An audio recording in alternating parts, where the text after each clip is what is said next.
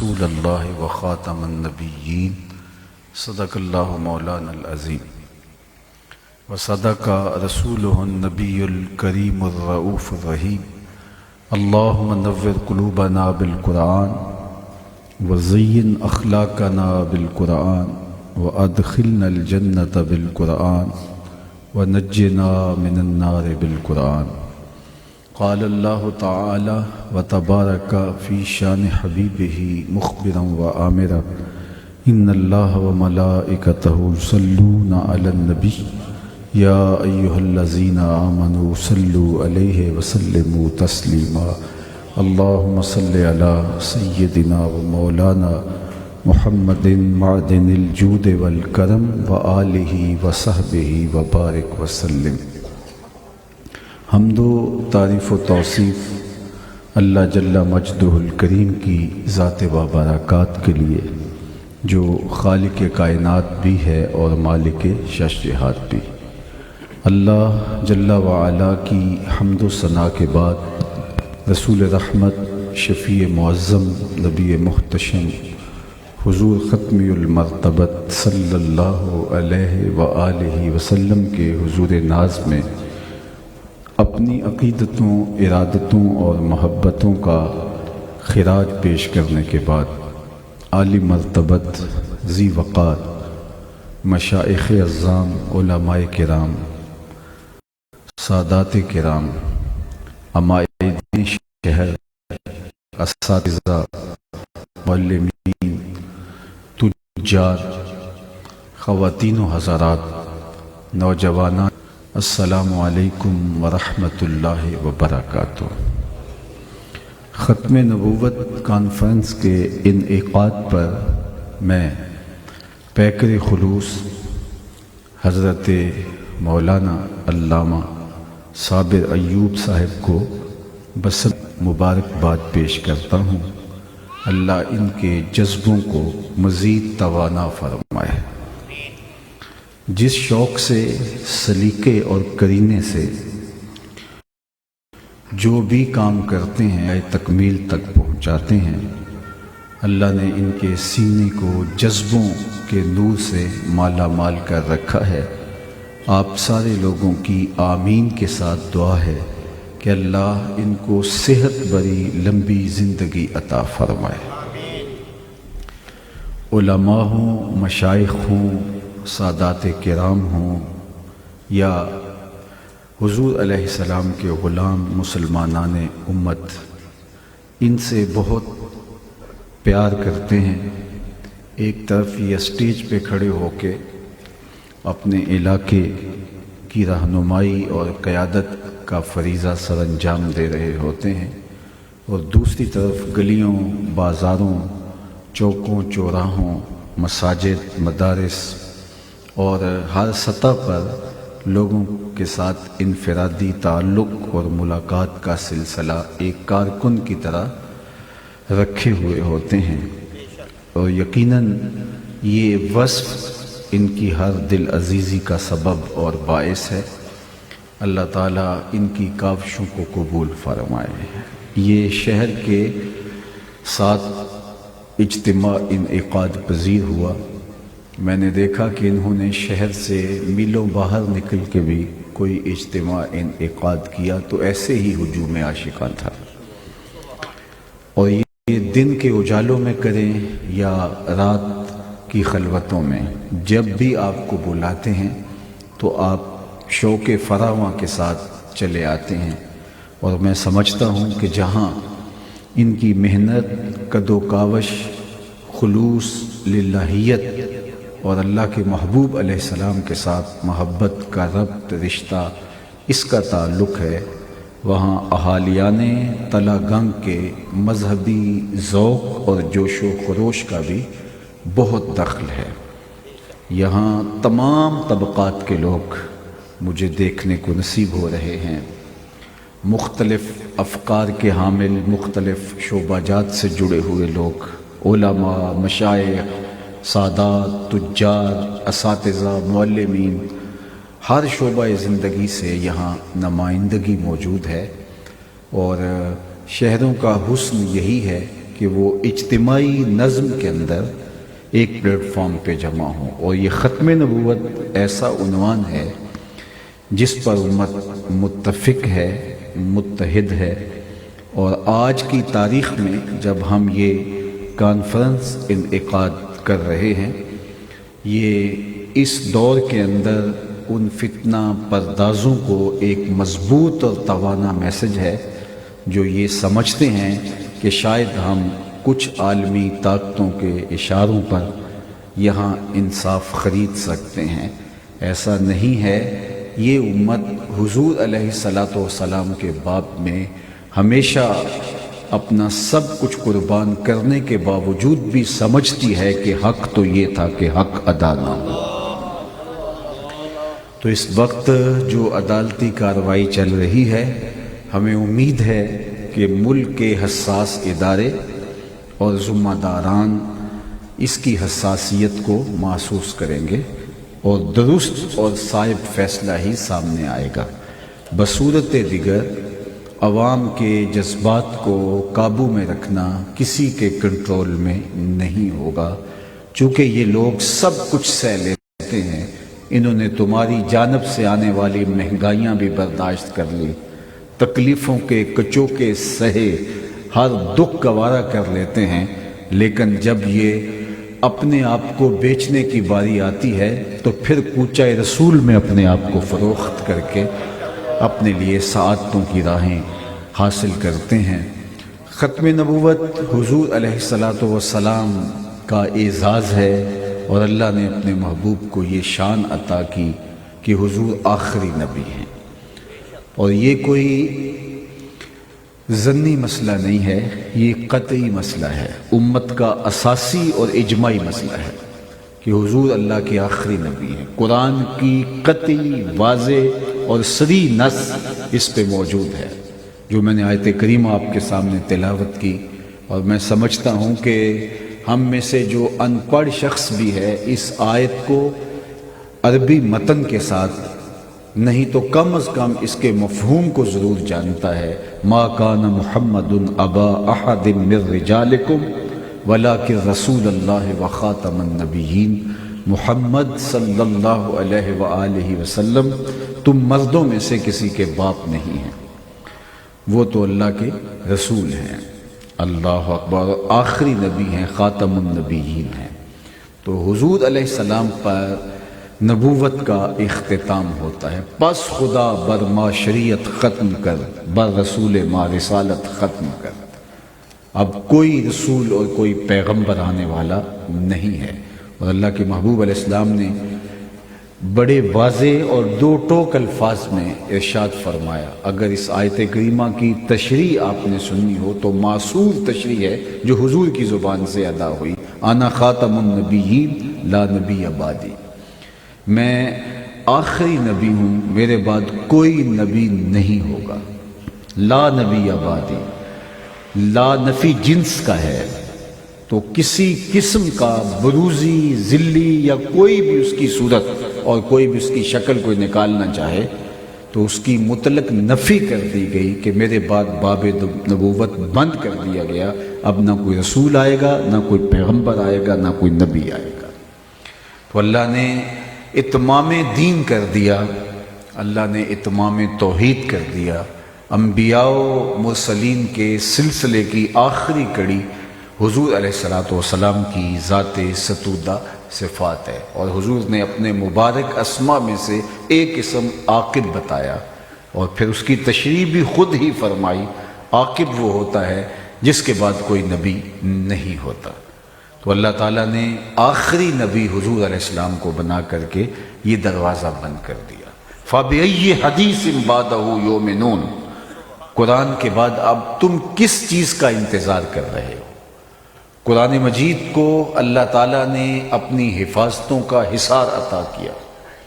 آپ جانتے ہیں کہ تورات ہو، زبور ہو، انجیل ہو، صحف ابراہیم ہوں، صحف موسیٰ ہوں، یا باقی پیغمبروں پر اترنے والے صحیفے ہوں، 104 صحیفے اور کتابیں نازل ہوئی ہیں، لیکن 103 کتابیں اور صحیفے جو ہیں ان کی حفاظت اللہ نے اپنے ذمہ کرم پہ نہیں لی۔ تورات میں، زبور میں، انجیل میں لوگوں نے تحریف کی، اور یہ کتابیں آج بھی موجود ہیں، اگر کسی شکل میں اپنی اصلی زبان کے علاوہ بھی تو محرف ہے۔ اسی طرح 100 صحیفہ جو مختلف پیغمبروں پہ نازل ہوا، ان میں بھی تحریف راہ پا گئی۔ ایک کتاب قرآن مجید ہے جس میں تحریف راہ نہیں پا سکتی، اس کے زیر اور زبر کو بھی نہیں بدلا جا سکتا۔ اس کی حفاظت اللہ نے اپنے ذمہ کرم پہ لی ہے۔ ایک پروگرام آیا XT، تو اس میں آپ کوئی عربی عبارت ڈالیں تو اگر اس کا کوئی اعراب غلط ہوگا، ترکیب غلط ہوگی، تو وہ پروگرام آپ کو بتا دے گا کہ یہاں غلطی آ رہی ہے۔ اور جب یہ باقاعدہ ترتیب دیا گیا اور ماہرین نے اس کے اندر نحوی اور صرفی طور پہ ہر طرح سے محنت کر کے جو ہے وہ اس کو مرتب کیا، اور انہوں نے پھر اس کے اندر قرآن مجید کو ڈال کر کے بٹن دبایا کہ دیکھیں کیا رزلٹ آتا ہے، لیکن جو غلطیوں کا باب تھا اس میں 0 ہی آیا۔ ان کے اس پروگرام کے اندر بھی قرآن مجید کے کوئی غلطی تلاش کرنا ان کے لیے ممکن نہیں ہے، اس لیے کہ یہ سچائیوں پر مشتمل کتاب ہے۔ اللہ نے اس کتاب کی حفاظت اپنے ذمہ کرم پہ لی ہے۔ اللہ نے قرآن مجید کی حفاظت اپنے ذمہ کرم پہ کیوں لی جبکہ باقی کتابیں بھی منزل من اللہ ہیں؟ تورات بھی، زبور بھی، انجیل بھی، اور صحف جو انبیاء علیہ السلام پہ نازل ہوئے۔ تو اس کا سادہ جواب یہی ہے کہ باقی کتابوں میں اگر تحریف راہ پا جاتی ہے کوئی بات نہیں، دوسری کتاب آنے والی ہے، انسانی رشد و ہدایت کی ضرورت کو وہ نئی کتاب پوری کرے گی۔ ایک صحیفے کے اندر اگر کوئی تحریف راہ پا جاتی ہے، لوگ قط و برید کر لیتے ہیں، تو کوئی بات نہیں، نیا صحیفہ آنے والا ہے، اترنے والا ہے، جو انسانی ہدایت اور انسانی رہنمائی کا فریضہ انجام دے گا اور ضرورت کو پورا کرے گا۔ لیکن قرآن مجید کی حفاظت اللہ نے اپنے ذمہ کرم پہ لی، اس لیے کہ اگر اس چشمہ نور کے اندر بھی کوئی امکان غلطی کا موجود ہو تو اس کے بعد تو کوئی کتاب ہی نہیں ہے جو اترنے والی ہے، تو پھر انسانوں کے لیے تو ہدایت کا چشمہ ہی سوکھ جائے گا۔ اس لیے قرآن مجید کا محفوظ ہونا اور اللہ نے اس کی حفاظت کا جو ذمہ اپنے کرم پہ لیا ہے، یہ اس بات کی دلیل ہے کہ قرآن کے بعد کوئی کتاب اترنے والی ہے ہی نہیں۔ یہ آخری صحیفہ اور آخری کتاب ہے۔ اور اسی سے جڑی ہوئی دوسری بات عرض کرنا چاہوں گا کہ انبیاء علیہ السلام میں سے کتنے پیغمبر تھے جنہیں شہید کیا گیا؟ بنی اسرائیل نے اپنے ہاتھوں سے پیغمبروں کو شہید کیا۔ حضرت زکریا علیہ السلام کے سر پہ آرا رکھ کے پاؤں تک چیر دیے گئے۔ حضرت یحییٰ کا سر انور کاٹ کر کے تشتری میں سجا کے بادشاہ کے سامنے پیش کیا گیا، اور پیغمبروں کو بھی شہید کیا گیا۔ اللہ کے سچے رسول تھے، اللہ کے نمائندے تھے، اللہ کا پیغام لے کر آئے تھے۔ لیکن کوئی بات نہیں، اگر کوئی پیغمبر شہید کر دیا جاتا ہے تو اس کی جگہ اللہ کے پیغام کی تکمیل کے لیے، اتمام دین کے لیے، اتمام توحید کے لیے، پیغام حق کے ابلاغ کے لیے دوسرا پیغمبر اور نبی آنے والا ہے۔ لیکن حضور علیہ السلام کی حفاظت اللہ نے اپنے ذمہ کرم پہ لی۔ واللہ یعصمک من الناس، اے محبوب تیری حفاظت اللہ لوگوں سے خود فرمائے گا۔ حضور علیہ السلام خیمے میں تشریف فرما تھے جب یہ آیت کریمہ اتری، اور ایک صحابی تلوار سے حضور علیہ السلام کے خیمے کا پہرا دے رہا تھا، تو آقا کریم نے سر انور خیمے سے باہر نکالا اور اس پہرا دینے والے کو کہا کہ تم واپس چلے جاؤ، میری حفاظت میرے رب نے اپنے ذمہ کرم پہ لے لی۔ حضور کا کوئی بال بھی بیکا نہیں کر سکتا، حفاظت فرمائی، حفاظتوں کا مضبوط حصار عطا کیا۔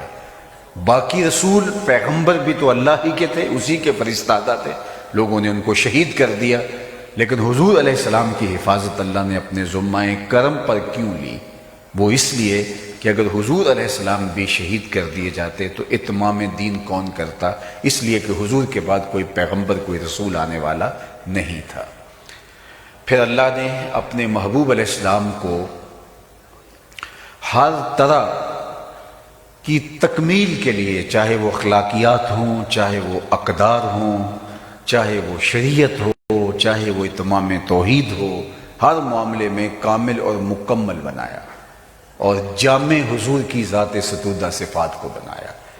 جب حضور علیہ السلام کی جامعیت کبریٰ طے ہے تو پھر کسی رسول کی عقلاً، شرعاً اور کسی اعتبار سے بھی ضرورت باقی نہیں رہتی، اس لیے کہ اللہ نے اپنے محبوب کو اوصاف حمیدہ کا جامع بنا کر کے انسانی ہدایت کی جتنی بھی ضرورتیں تھیں وہ پوری کر دیں۔ جب ہر نور اس چوکھٹ سے نصیب ہوتا ہے، ہر شے اس دہلیز سے نصیب ہوتی ہے، اور انسانی فطرت، انسانی طبع، اخلاقیات، اقدار سب کی تکمیل اس دہلیز سے ہوتی ہے۔ انما بعثت لأتمم مکارم الاخلاق، جب اخلاقیات کی تکمیل بھی اس دہلیز سے ہوتی ہے اور شرائع کی تکمیل بھی اسی دہلیز سے ہوتی ہے اور دین مکمل کر دیا گیا تو اب کسی بھی پیغمبر کی کوئی حاجت، کوئی ضرورت باقی نہیں رہتی۔ اور اللہ کے محبوب علیہ السلام نے فرمایا کہ میرے بعد کوئی نبی نہیں ہوگا، اور ایک موقع پہ یہ بھی فرمایا کہ میں آخری نبی ہوں اور تم آخری امت ہو، اور تم امتوں کے 70ویں عدد کو پورا کرنے والے ہو۔ 70 امتیں گزری ہیں اور اس میں آخری جو ہے وہ عدد ہے، اس کو پورا کرنے والے تم ہو، اور میں پیغمبروں کی تکمیل فرمانے والا ہوں۔ پس خدا بر ما شریعت ختم کر، بر رسول ما رسالت ختم کر۔ لیکن یہ بھی خبر ارشاد فرمائی کہ میرے بعد 30 دجال آئیں گے جو مدعی نبوت ہوں گے، اور ان میں سے ہر ایک یہ گمان کرے گا کہ میں نبی ہوں۔ فرمایا وہ جھوٹے ہوں گے، میرے بعد کوئی نبی نہیں ہے، میرے بعد کوئی رسول نہیں ہے۔ اب 30 دجال جو بڑے دجال ہیں مختلف زمانوں میں جو حضور نے ارشاد فرمایا تھا وہ پیدا ہوئے۔ اصل جس چیز کی ڈیمانڈ ہو، مارکیٹ میں توقیر ہو، جس کی جو ہے وہ قیمت ہو، تو اس کا 2 نمبر ہر دور میں آتا ہے۔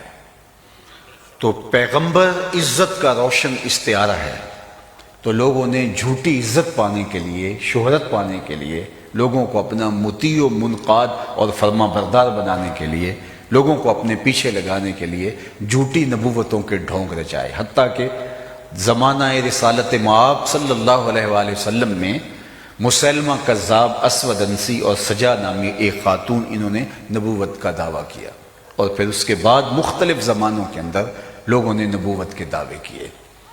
ہمیں پورا شرح صدر کے ساتھ قرآن مجید کی نصوص قطعیہ اور حضور کے واضح غیر مبہم فرامین کی روشنی کے اندر ہمیں یقین ہے کہ کوئی نبی نہیں ہے۔ اسی لیے امام اعظم ابو حنیفہ علیہ رحمہ نے لکھا کہ اگر کوئی شخص ادعائے نبوت کرے تو اس سے کوئی دلیل بھی طلب نہیں کرنی چاہیے۔ دلیل تو تب کریں کہ اگر امکان موجود ہو، تو جب امکان ہی رد کر دیا گیا تو اس سے دلیل بھی طلب نہیں کرنی چاہیے، اس سے کوئی معجزہ بھی طلب نہیں کرنا چاہیے، کیونکہ معجزہ تو نبی کا ہوتا ہے۔ اس لیے اللہ جل شانہ نے اتمام دین کر دیا، اور حضور علیہ السلام اللہ کے آخری نبی۔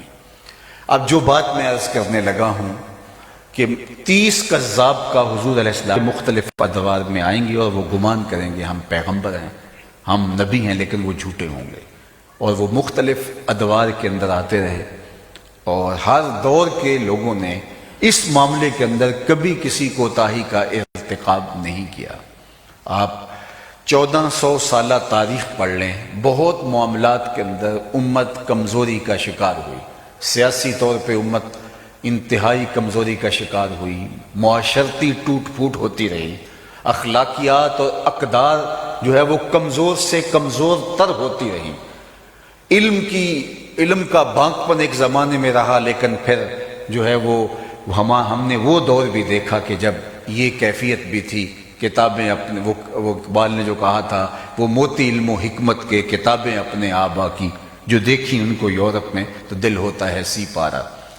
ہم ایک موقع تھا کہ ہم علم کی بلندیوں پہ فائز البرام تھے، جب شارلیمان اس لارڈز ابھی دستخط کرنے کی مشق سے گزر رہے تھے، یورپ میں بیٹھ کے ہی اندلس میں ابن حزم کے قلم سے 1000 کتابیں نکل چکی تھی۔ یہ ہماری تاریخ ہے۔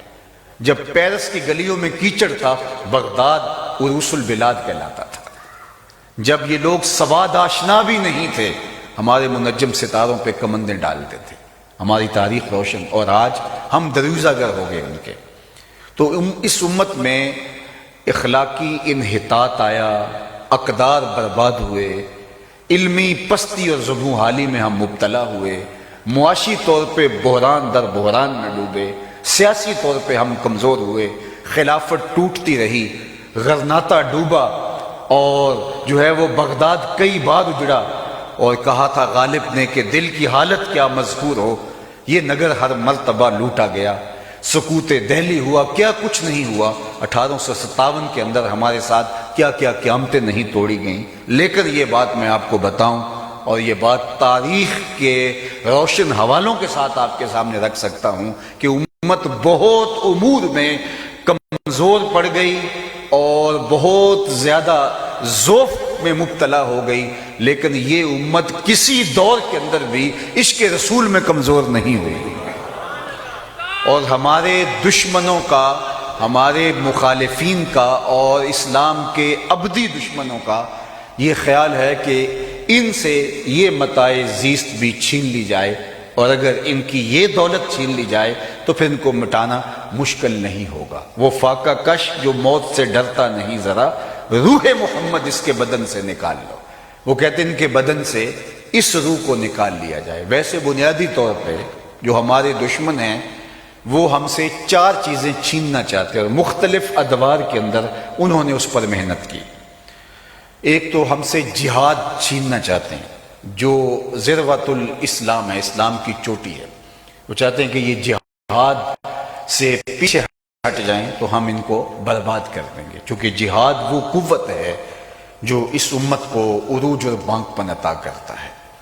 جہاد سے ان کو محروم کر دیں اور جہاد سے ان کو وحشت ہونے لگ جائے۔ دوسرا جو ہمیں نقصان دینا چاہتے ہیں وہ قرآن سے ہمیں دور کرنا چاہتے ہیں۔ امت کی تھیوری ہے جو اس امت کی وحدت کی علامت ہے، چاہے کتنے بھی فرقوں میں بٹی ہوئی امت ہو، قرآن پر جب وہ متفق ہوتے ہیں تو امت واحدہ کی شکل نکلتی ہے۔ یہ تھیوری ہے جس کا پریکٹیکل ایک ہی طرح کے لوگ مارز وجود میں آتے ہیں۔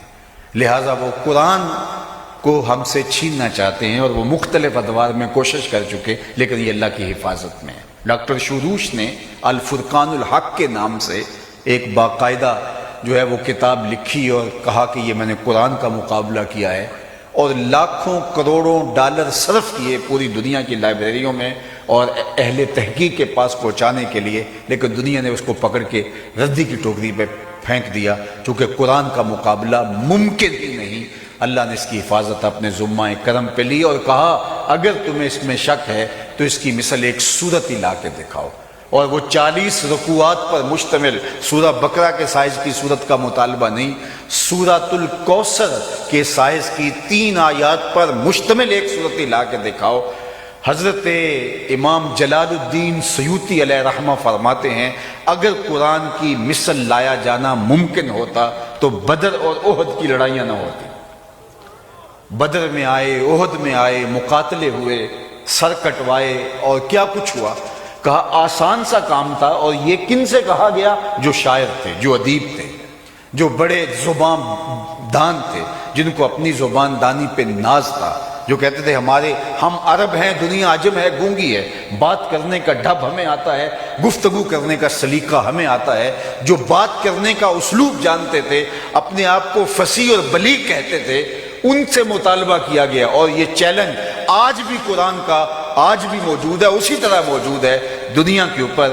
آج بھی عرب زبان دان موجود ہیں جو عیسائی ہیں، جو یہودی ہیں۔ فلسطین کے اندر یہودی عربی نسل موجود ہیں، بیروت کے اندر خود بغداد اور باقی عراق اور شام اور دیگر بلاد عرب کے اندر کتنے لوگ ہیں جو شاعر ہیں، ادیب ہیں، مختلف اخبارات کے ایڈیٹر ہیں، اور وہ جو ہے وہ پشت در پشت عیسائی یا یہودی چلے آ رہے ہیں اور وہ زبان دانی کے دعوے رکھتے ہیں۔ تو قرآن کے اس چیلنج کو آج قبول کر لیں، آج کی تاریخ میں، اور 3 آیات پر مشتمل ایک صورت لے آئیں، لیکن اس زمانے میں بھی نہیں لا سکے، جنگوں کے لیے آگے، لیکن قرآن کا مقابلہ نہیں لا سکے۔ اور آج بھی دنیا کے دانشور اور دنیا کے ادیب، شاعر اور نثر نگار آج بھی 3 آیتوں پر مشتمل ایک صورت بھی لانے سے قاصر ہیں۔ یہ قرآن کا اعجاز ہے، یہ قرآن کا معجزہ ہے جو سر چڑھ کے بول رہا ہے، تیرے آگے یوں ہیں دبے لچے فصحا عرب کے بڑے بڑے، کوئی جانے کے منہ میں زبان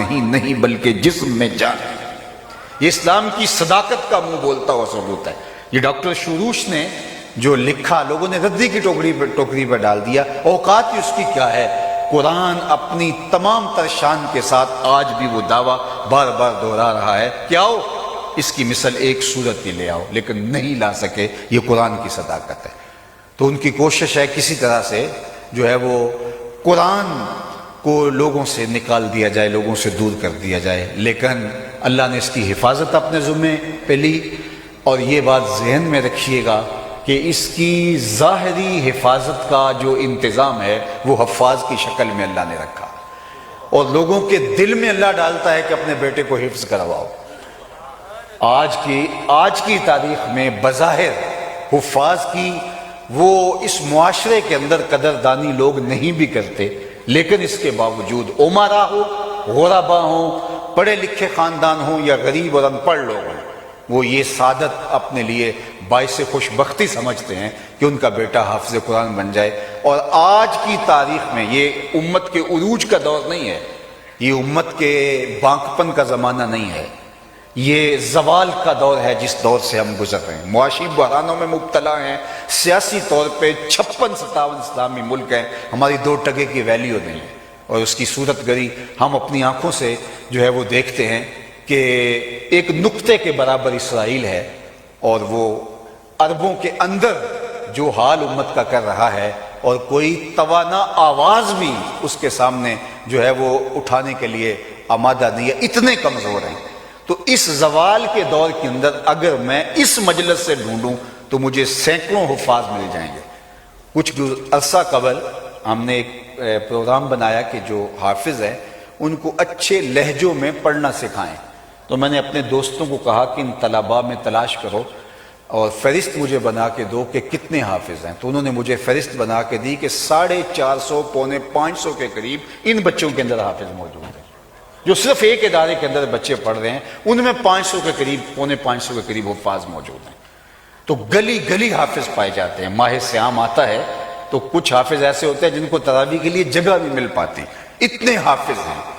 اور یہ کس زمانے کی بات کر رہے ہیں؟ جب امت زوال کے دور سے گزر رہی ہے، اور جب امت کا بانکپن ہوتا ہوگا تو پھر کیا کیفیت ہوتی ہوگی۔ امام محمد بن حسن الشیبانی جب درس حدیث دینے بیٹھتے تو تذکرہ نگار لکھتے ہیں کہ جو لوگ آپ کی زبان سے حضور کے فرامین سن کے اس کو باقاعدہ نوٹ کرتے تھے، دیکھیے اتنے لوگ بیٹھے ہیں، کچھ 10-20 لوگ ہوں گے جو ریکارڈ کر رہے ہوں گے، باقی سارے سنیں گے اور تشریف لے جائیں گے، جو حاضر میں محفوظ رہا وہ محفوظ رکھ لیں گے۔ ہر دور میں ایسا ہوتا ہے۔ تو اس دور کے اندر بھی سننے کے لیے بہت سارے لوگ آتے، لیکن کچھ تحریر میں بھی لے آئے۔ تو جو تحریر کرنا چاہتے تھے ان کی ضرورت کے لیے ایک ایک مجمع میں 4-4 ہزار دواتیں رکھی جاتی ہیں کہ وہ حدیث کو نوٹ کر لیں۔ تو بتاؤ یہ امت کا۔ ملا علی قاری نے نزہۃ الخاطر الفاتر فی مناقب شیخ عبد القادر میں لکھا کہ حضرت شیخ عبد القادر الجیلانی علیہ رحمہ و رضوان جب درس حدیث دینے بیٹھتے، درس قرآن دینے بیٹھتے، واعظ کرتے تو آپ کے مجمع میں آپ کے سامنے 70 ہزار لوگوں کا مجمع ہوتا ہے۔ اللہ اکبر۔ تو قرآن کی حفاظت اللہ کے ذمہ کرم پہ ہے، لیکن دشمن نے ہمیشہ چاہا کس طرح سے قرآن کو ان کی زندگیوں سے نکال دیا جائے۔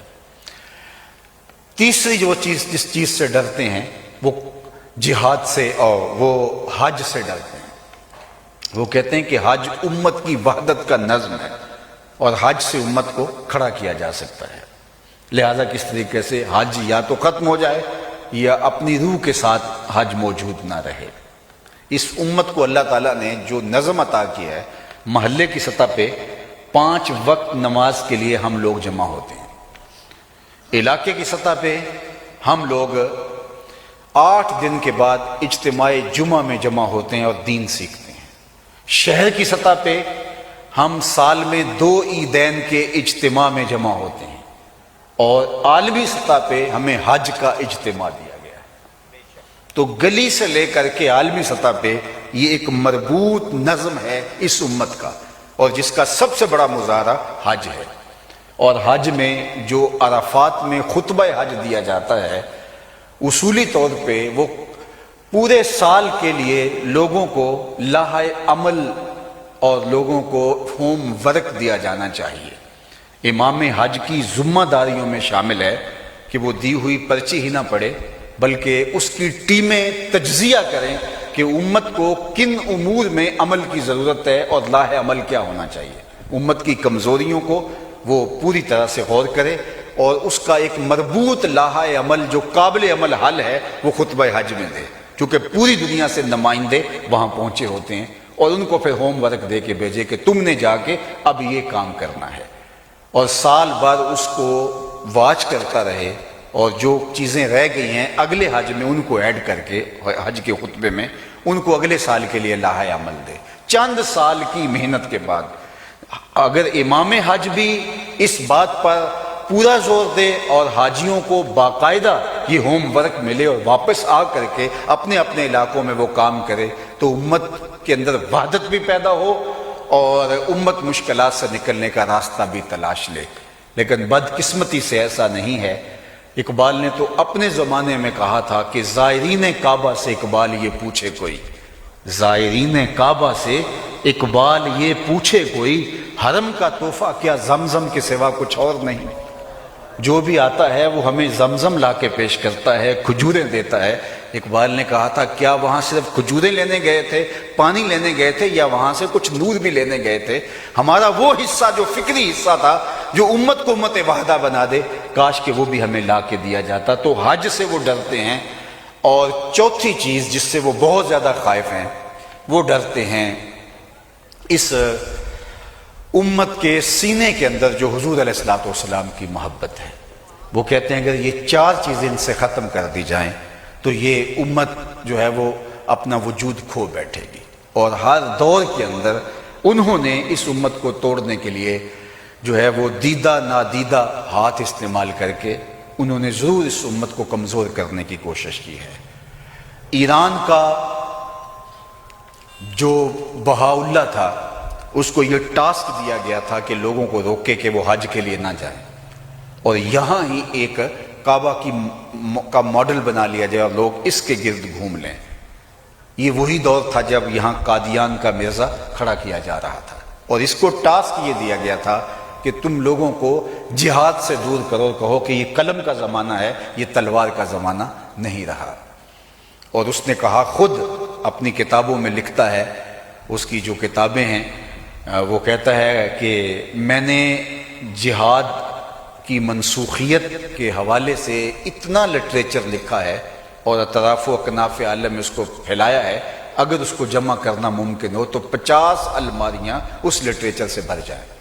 تو پوری دنیا کے اوپر اس نے یہ کام کیا، بالخصوص بر صغیر پاک و ہند میں، چونکہ یہاں ہندوستان کے اندر انگریزوں نے حکومت لی تھی مسلمانوں سے، اور انہیں ڈر لگتا بھی مسلمانوں سے تھا، چونکہ ہندو تو ان کے بغی خواہ تھے، وہ تو پہلے بھی مسلمانوں کی غلامی میں تھے، اب اس کی غلامی میں چلے گئے، تو انہیں ڈر لگتا تھا۔ تو مسلمانوں سے فروغ آدم خاکی سے انجم سہم میں جاتے ہیں کہ یہ ٹوٹا ہوا تارا مہ کامل نہ بن جائے، اس لیے ان کو تقسیم کرنا تھا، اور ان کو جو ہے ان کے وحدت کو پارا پارا کرنا تھا، ان کے اندر فرقے بنانے تھے، ان کے اندر گروہ بندی کرنی تھی، ان کو آپس میں لڑانا تھا، ان کو نظری مسائل کے اندر الجھانا تھا، اور ان سے جہاد کے جذبے کو جو ہے وہ ماند کرنا تھا۔ اس لیے کہ 1857 کی جنگ آزادی میں انگریز اپنی آنکھوں سے منظر دیکھ چکا تھا کہ منبر و محراب سے علماء کو اٹھا کے لایا گیا اور توپوں کے دھانوں پر باندھ کر کے فائر کیے گئے، لیکن وہ اللہ اکبر کہتے ہوئے جان آفریں کے سپرد کر رہے، کالے پانیوں کی سزائیں دی گئیں اور کیا کچھ نہیں کیا گیا، لیکن یہ ٹکٹکیوں کے اوپر باندھے گئے، لیکن وہاں بھی ترانے حضور کی محبت کے پڑھ رہے۔ تو ان کا وہ جذبہ جہاد، اس کو ختم کرنے کے لیے اس مرزا قادیانی کو جو ہے وہ تیار کیا گیا اور درس بہاءاللہ کو تیار کیا گیا۔ اور میں آپ کو بتاؤں کہ یہ جو خاکے تراشے گئے ہیں، اس کا مقصد بھی حضور علیہ الصلوۃ والسلام کی محبت جو سینوں کے اندر موجود ہے اس کو ختم کرنا ہے، چونکہ بار بار تسلسل کے ساتھ ایک چیز انسان دیکھتا رہے تو وہ آہستہ آہستہ عادی ہو جاتا ہے، اور مغرب یہ چاہتا ہے کہ یہ عادی ہو جائیں۔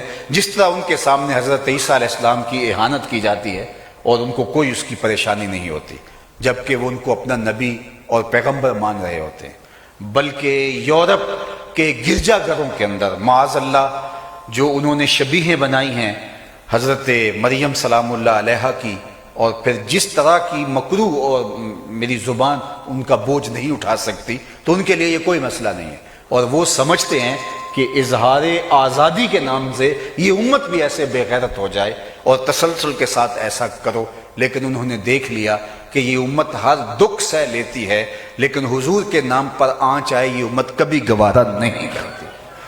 اب بات میں جو کرنے جا رہا ہوں کہ اس امت سے جہاد کو ختم کرنے کے لیے اور حج کی مرکزیت کو ختم کرنے کے لیے دو لوگ تیار کیے گئے۔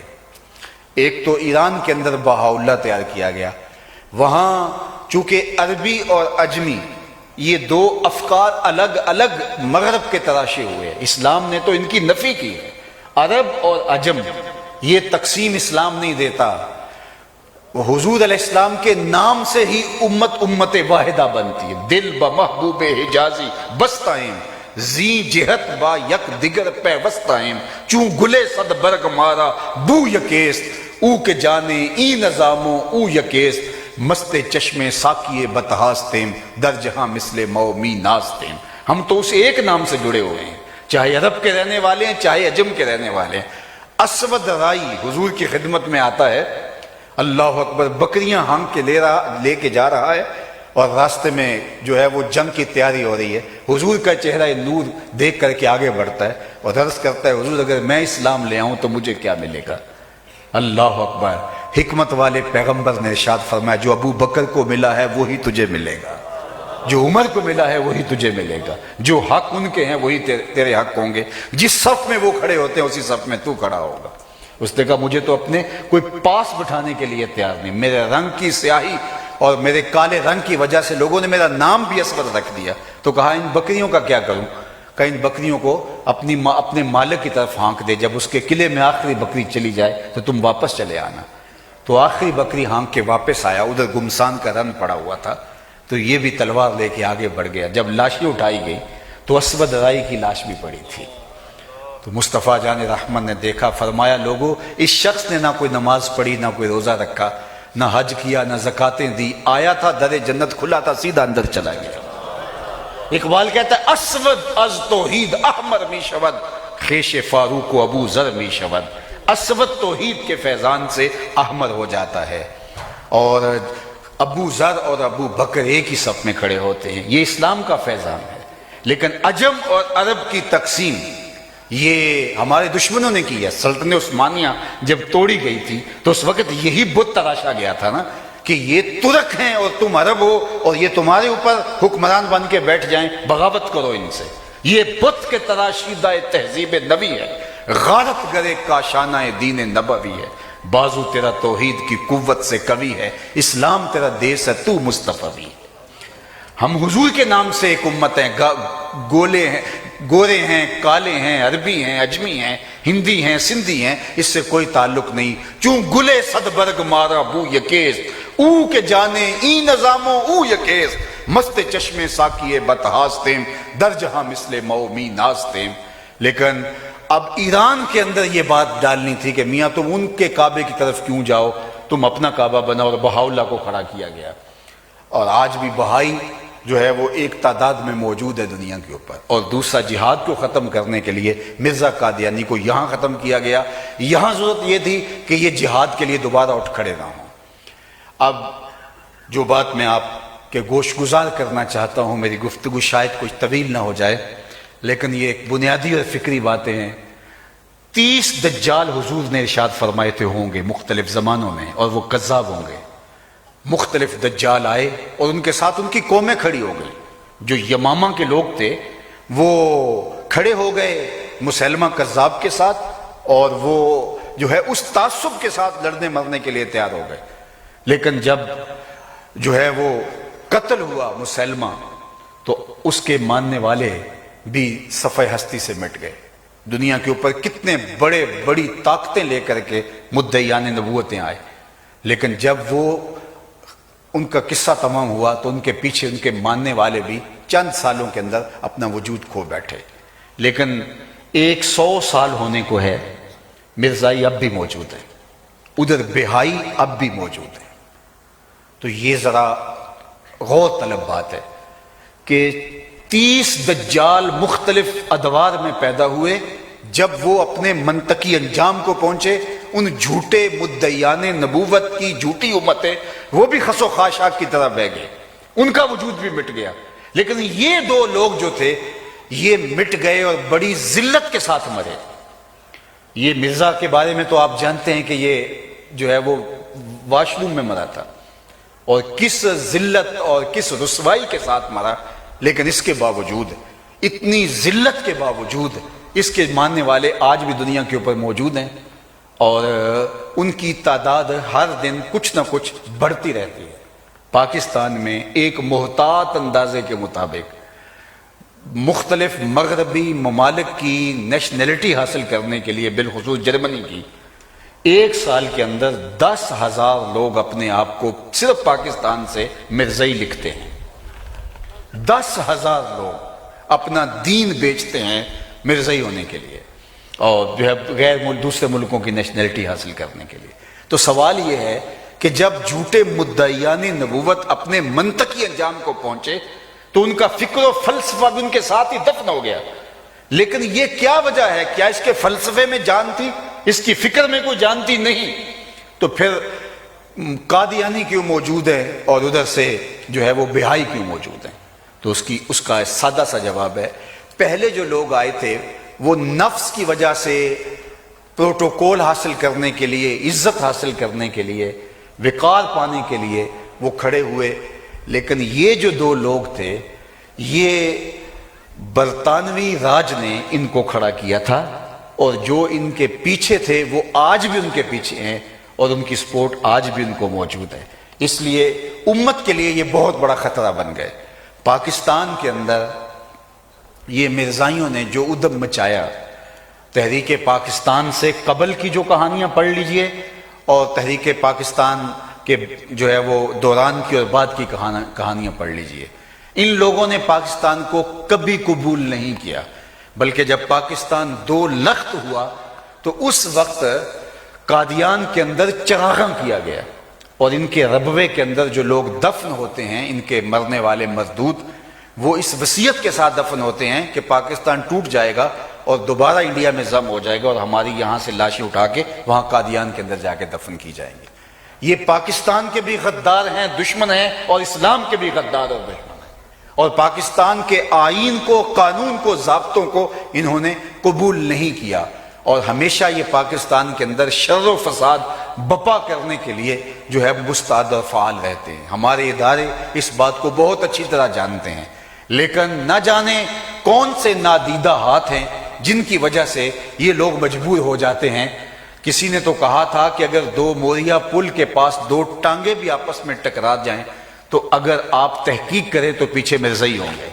تو ملک کے اندر جو شر و فساد پیدا ہوتا ہے اس کے پیچھے کوئی کسی نہ کسی مرزائی کا ہاتھ ہوتا ہے، اور یہ کبھی نہیں چاہتے کہ پاکستان پنپے، پاکستان نشو و نما پائے، اس کو جو ہے وہ معاشی طور پہ طاقت ملے، اس کی معاشرت اچھی ہو، اور یہ ملک جو ہے وہ آگے جائے۔ ہمیشہ پاکستان کی جو ہے وہ جڑوں کو کاٹنے کے اندر مصروف عمل رہتے ہیں، اور ہر جو ہے وہ چند ماہ کے بعد آپ کوئی نئی شرارت دیکھتے ہیں اور سامنے آتی ہے۔ تو چونکہ ان کے پیچھے ان کے وہ آقا جنہوں نے ان کو کھڑا کیا تھا وہ موجود ہیں، باقی جھوٹے مدعیان کے فلسفے ان کے ساتھ دفن ہو گئے، لیکن ان کا جھوٹا پلندہ اور جھوٹا فلسفہ آج بھی اس لیے موجود ہیں کہ پیچھے ان کو میدان میں اتارنے والے موجود ہیں۔ تو جب پورا کفر قادیانیوں کو اس امت میں رخنہ اندازی کے لیے جو ہے وہ سپورٹ کر رہا ہے، تو پھر امت کی بھی ذمہ داریاں فضول تر ہو جاتی ہیں کہ وہ قادیانیت کے لیے جو اس کی مخالفت کے لیے اور قادیانیت کی جو ہے وہ بربادی کے لیے اور ختم نبوت کے لیے بھرپور جد و جہد اور کوشش کریں۔ میں مبارکباد دیتا ہوں اہالیان تلا گنگ کو بالعموم اور اس ادارے کو بالخصوص کہ آپ ہر سال جس شوق سے اور جس قوت کے ساتھ، چونکہ یہ جو جمعیت افراد ہو، ہر سال جس شوق سے اور جس قوت کے ساتھ، چونکہ یہ جو جمعیت افراد ہوتی ہے، افراد کی جو قوت ہوتی ہے، اس کا بہت اثر پڑتا ہے، تو یہ قوت کے ساتھ جس طرح شوق کے اندر اور محبت کی فراوانی میں بڑی بڑی کانفرنس ہر سال یہاں ہوتی ہیں، تو یقیناً یہ اپنی نسل کو بچانے کی ضمانت ہے، چونکہ وہ دسیسہ کار اتنے جال رکھتے ہیں کہ کسی کو کسی جال میں پھانس لیتے ہیں، کسی کو کسی جال میں پھانس لیتے ہیں اور انسانی کمزوریوں کا بھرپور فائدہ حاصل کرتے ہیں۔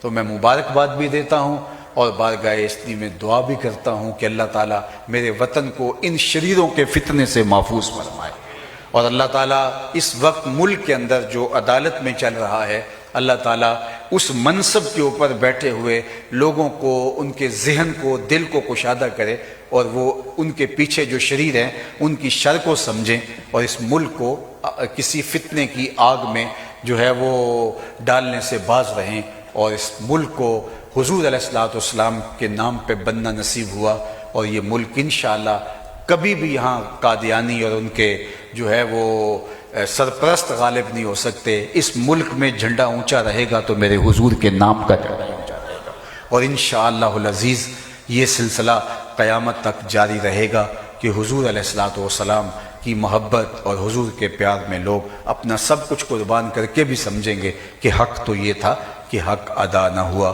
میں شکریہ کے ساتھ اپنی گفتگو کو ختم کرتا ہوں۔ وآخر دعوانا ان الحمد للہ رب العالمین۔ ابھی یہیں پہ دعا مانگیں گے اور اس کے بعد باجماعت نماز ادا کریں گے۔ یہاں پہ جن کو جگہ ملتی ہے مسجد میں، مدرسے میں، آپ نماز ادا کریں۔ آپ کے لیے لنگر کا اہتمام کیا ہے ہمارے عزیز بھائی مبشر حسین لاڈلا اور شانی غوری کے لیے میں بالخصوص قبلہ کی بارگاہ میں التجا کروں گا کہ آپ دعائے مغفرت فرمائیں۔ اللہم صلی علی سیدنا و مولانا محمد معدن الجود والکرم و آلہ و صحبہ وسلم۔ اللہ آج کی ختم نبوت کانفرنس جو کہ المصطفیٰ اسلامک سینٹر کی افتتاحی تقریب کے موقع پر انعقاد پذیر ہوئی، اللہ اس کا لمحہ لمحہ قبول فرما۔ نماز عصر سے لے کر اس وقت تک جو کہا گیا، جو سنا گیا، اسے قبول فرما۔ کئی دنوں سے کدو کاوش اور جو محنت ہو رہی ہے، اللہ اس کو اپنی بارگاہ میں قبول اور مستجاب فرما۔ اپنا خاص کرم اور فضل ہر ان اشخاص کے شامل حال فرما جو اس کانفرنس کے انعقاد میں ایک دعوت کے عمل کے ذریعے سے بھی شامل ہوا ہے۔ بالخصوص بشارت غوری صاحب اور مبشر لاڈلا صاحب کے لیے دعا کا کہا گیا۔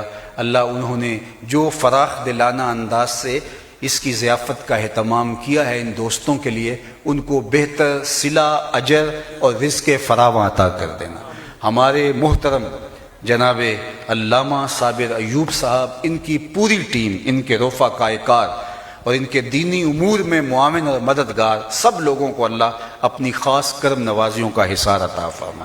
یہ عالی مرتبت علماء کرام، مشائخ اعظام، بزرگ سادات کرام، اساتذہ، نوجوان، بوڑھے، اس شہر کے باسی جس شوق کے ساتھ تشریف لائے ہیں، اللہ ان کو بہتر اجر، صلہ اور جزائے خیر عطا فرما۔ اللہ ان اداروں کو عروج، ترقی اور کرم نوازیوں کا حصار عطا کر دے۔ ہمارے اٹھے ہوئے ہاتھ خالی نہ موڑنا۔ اللہ اس مبارک موقع پر تیری بارگاہ میں وطن عزیز کے لیے دعا گو ہیں۔ اللہ میرے وطن کی خیر فرما، میرے ملک کو امن کی بہاریں عطا کر دے، یہاں دہشت گردی کے سلگتے الاؤ ٹھنڈے کر دے، امن کی بہاریں پیدا فرما دے، معیشت کا جمال اور معاشرت کا حسن عطا کر دے۔ اتنے لوگوں کی تڑپتی آمین کے ساتھ تیرے حضور ملتجی ہیں، اللہ اہل فلسطین کی مدد فرما۔ اس آسمان کے نیچے، زمین کے اوپر تیرے علاوہ ان کا کوئی آسرا نہیں۔ اللہ ان بیچاروں، دکھیوں، مجبوروں اور بے آسرا لوگوں کو اپنی خاص اعانت، کرم نوازی اور غیبی تائید اور نصرت نصیب فرما دے۔ اللہ اس امت کو کھویا ہوا وقار عطا کر دے۔ 56-57 اسلامی ملکوں کے حکمرانوں کو غیرت و حمیت کا نور عطا کر دے۔ اللہ میرے وطن کو جرت مند، اہلیت کی حامل، باوقار قیادت ہر شعبے میں نصیب فرما دے۔ وصلی اللہ تعالی علی النبی الامین وآلہ وصحبہ اجمعین برحمتک یا ارحم۔ اللہ اپنے کرم سے باران رحمت نازل فرما۔ تیری مخلوق گرمی کی شدت میں تڑپ رہی ہے، اللہ باران رحمت کا نزول فرما۔ حضور کی ختم نبوت کے وسیلے سے دعا کرتے ہیں، باران رحمت کا نزول